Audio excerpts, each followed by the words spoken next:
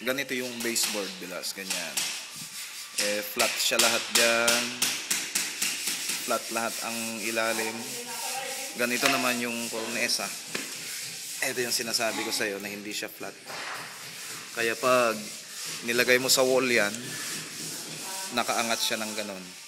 Ayan o. May nakaangat. Ayan. Kasi hindi siya flat masyado. Talagang na-design lang to para doon sa kantuhan ng mga kesame. Ayan. Ito yung baseboard.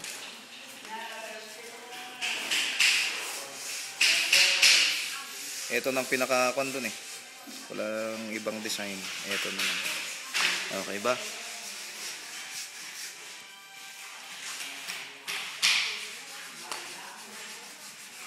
Doon sa mga gilid-gilid, halimbawa bilas, na hindi siya masyadong nag-flat, lalagyan ko na lang ulit ng lalagyan ko na lang ulit ng silicone dyan. Halimbawa yung ganito niya. Pangit. Bakit? Bakit? Bakit malalaki sana kung hindi sa pinta.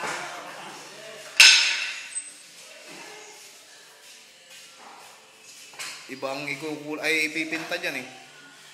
Ano? Violet? Violet ba? Violet? Oo.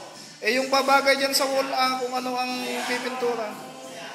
Kung pinito. Umakyat ka na naman. Puwet mo na naman ang naibibidyo. Kagaya na naman kahapon.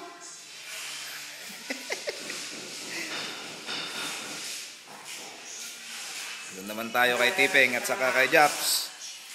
Jap! Parang ninja si Japs ngayon Maalikabok talaga bilas Tingnan mo.